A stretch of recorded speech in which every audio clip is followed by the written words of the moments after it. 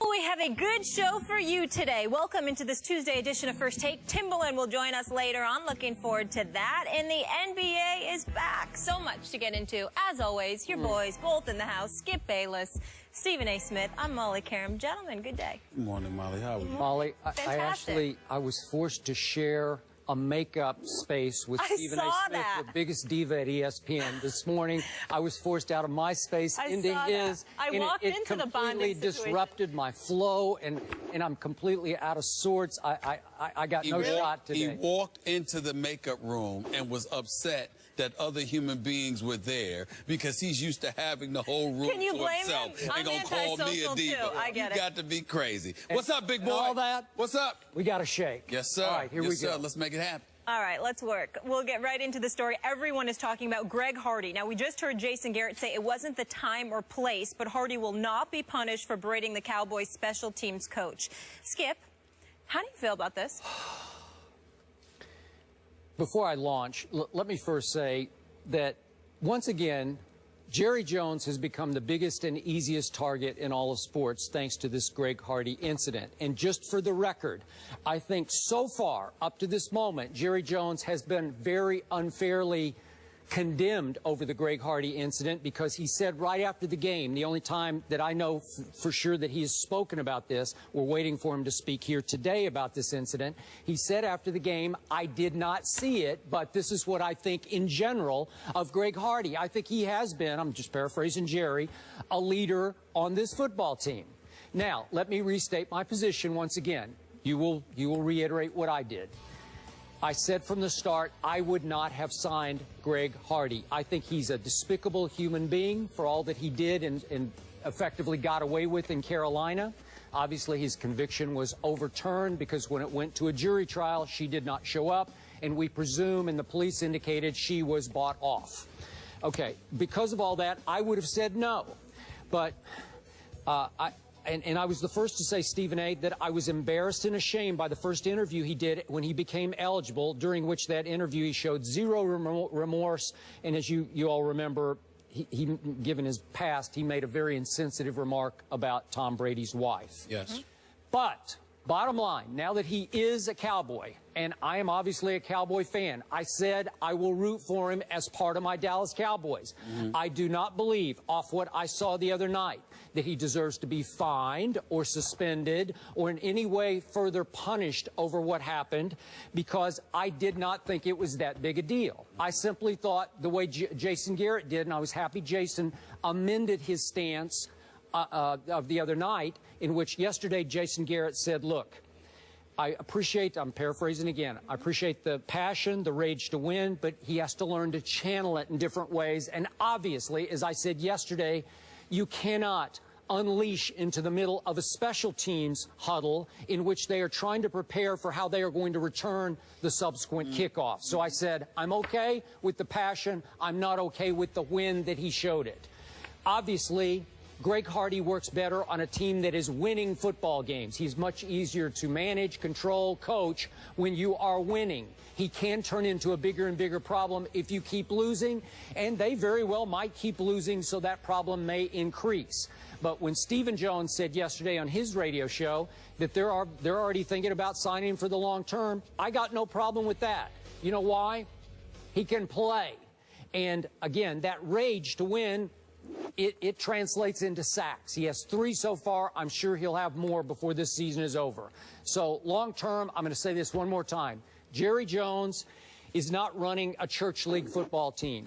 Jerry Jones is not running a Boy Scout troop. Jerry Jones is trying to win football games just as he did back in the 1990s when he helped build a dynasty that was filled with a lot of players who did not belong on a church league team or a Boy Scout troop. So to me, I'm just going with business as usual with Greg Hardy. Your thoughts? In the Bible Belt, so fitting. I just want to make sure I'm clear in what I heard. I hear what you're saying, right? But are you coming to the defense of Jerry Jones? Yes, I am. Is that what you're doing? Yes, I am. I'm just saying. I just want to make sure I was clear in what I heard. Well, I thank you. I'm not going to be a hypocrite here, but I wouldn't have signed him, but I understand why Jerry Jones did. I get it. I thank you for doing that. All right. Let me say for the record, I have no problem with the Dallas Cowboys signing Greg Hardy. Because from a business perspective, not only can he play, but it's a minimal risk because he's basically there on a game-by-game basis, and any given week that goes by, they can let him go. This is a guy that's played 2 games, has 3 sacks already, and Lord knows how many hits, but they're in the double digits. They are. Considering what he did to Tom Brady and then what he did to Eli Manning in terms of the hits that he's laid on them. So to me, from a business perspective, as it pertains to the National Football League, it would appear to be a plausible, reasonable business investment because he supposedly helps more than he hurts. Fine. What I find myself, however, laughing about and thinking about is that ultimately, me being the guy that has taken it upon myself to consistently mind the world of the perennial losers that the Dallas Cowboys have become, their playoff appearance and 12-4 record last season. I've never heard you say that before. Okay, I've forgotten that. Thank you for reminding me. I just believe that 20 years without a Super Bowl championship, Wait, 3 victories, 3 victories. I'd forgotten that. Yeah. 3 victories, 3 playoff victories in that time. I don't need to go there. Here's where I'd like to go, Skip Bayless. All right, please do. You know, I have been on the record on many occasions in the past making the case that the Dallas Cowboys are not America's team. It should be the New England Patriots. They've got the star-studded quarterback with the supermodel for a wife. They've got the owner in Mr. Kraft, who I believe to be class personified. They have the genius in Bill Belichick. Spygate or not, the man has 4 Super Bowl titles on his resume just with the Patriots, not to mention the 2 Bill Parcells got with him as the defensive coordinator. Okay, so I look at all of those things, those 6 rings that Bill Belichick has. I think about all of those things that I say to Patriots, but here's the #1 reason that you should consider them America's team as opposed to just wins and losses. Why do you win? How do you win? It's Mr. Kraft, who would have never brought Grady on Hardy. I'm sorry. He would have never brought Greg Hardy on board. He would have never done that. It's Bill Belichick, who Jason Garrett can't even be mentioned in the same sentence as. The same Bill Belichick, if that was happening on his sideline, with a player walking into the huddle and interrupting the special teams coach and slapping the chalkboard down, he might have been off the team. Forget about a suspension. He might have been gone. He might have been cut that day because Bill Belichick is not going to tolerate it. We watched Jason Garrett while Des Bryant was getting in his face and other players were pushing him out of the huddle. Jason Garrett is standing right there, doesn't say a word, does nothing. You would have thought he was some positional coach. He is the head coach of the Dallas Cowboys, and that man stood there and did nothing. The special teams coach pushed him away. Teammates were pushing him away. Des Bryant was getting in his face. And what was Jason Garrett doing? Not a thing. Talk about passive. Then we get, of course, to the quarterback. As great as Tony Romo is, 2 playoff victories in his 10 years as a quarterback.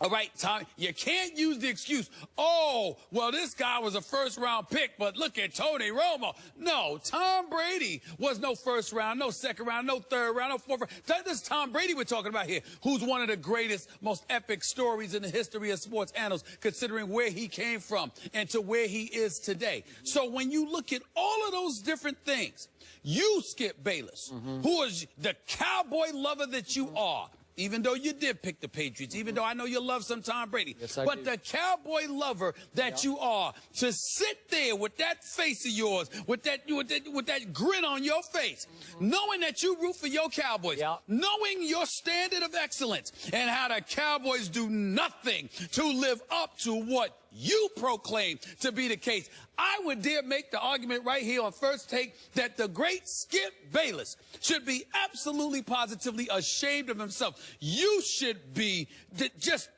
ashamed. How could you sit up there? Actually, you almost owe America an apology. You should actually walk off the set. Oh. Rather than talk about your Cowboys. Okay. You finished? Go ahead.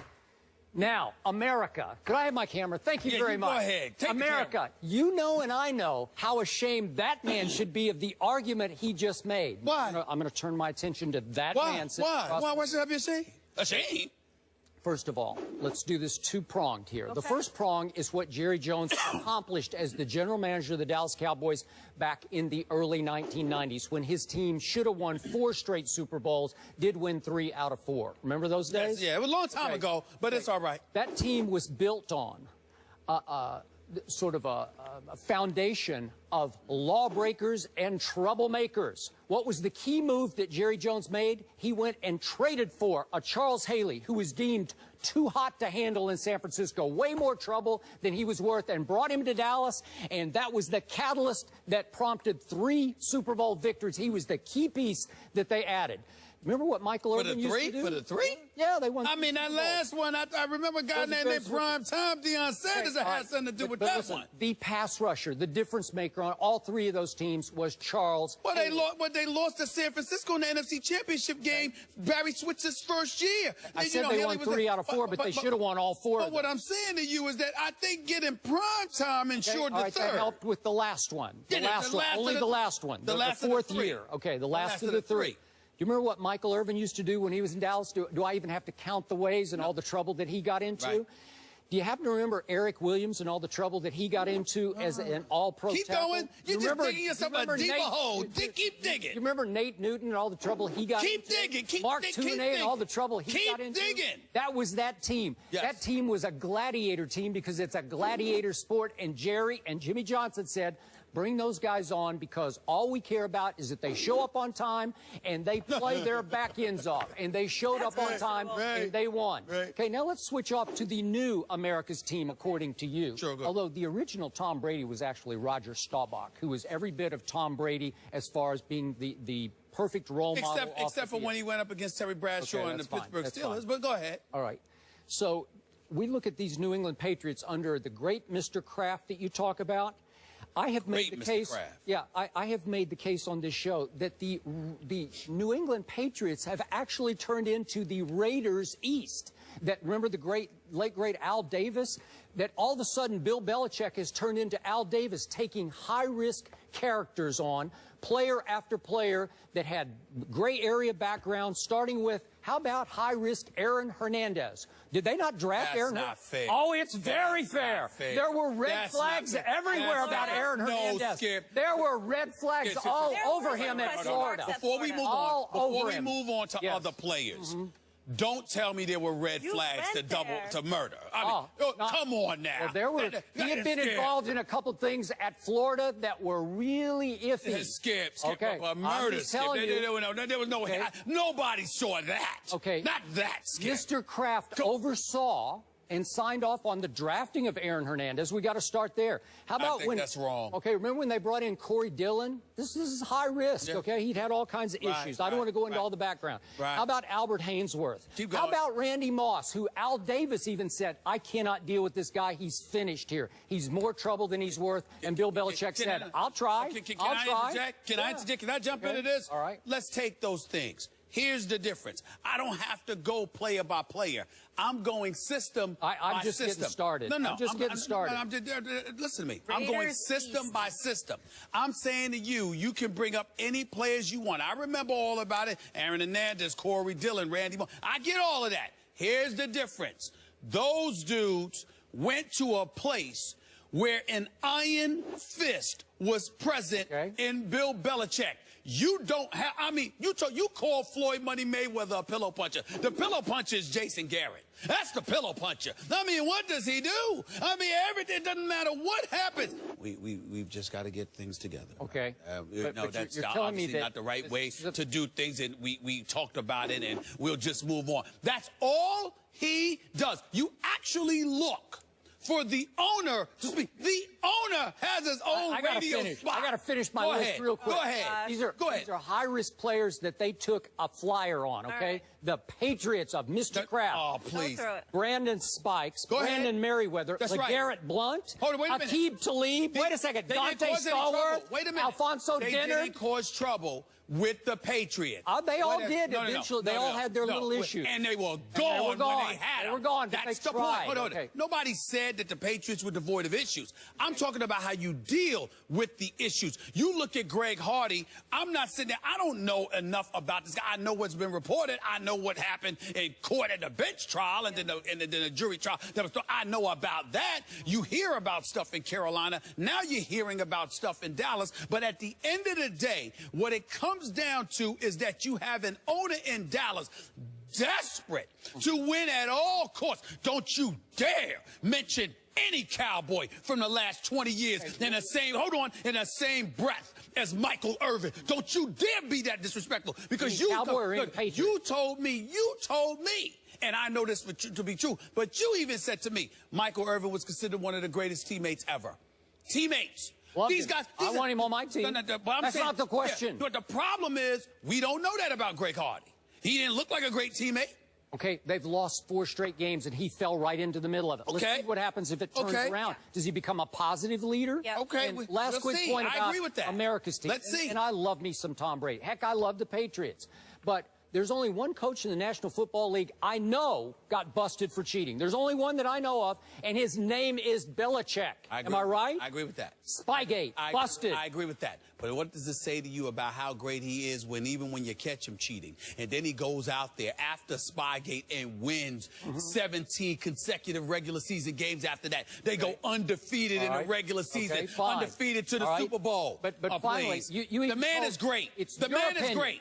It's your opinion, not mine, that the quarterback for Mr. Kraft's team cheated and lied about it during Deflategate, Tom Brady. That's what you think. No. Okay? What I said is that this man, don't tell me you didn't know anything about it. Okay. But I don't consider it a big deal. I don't. I really don't. All right.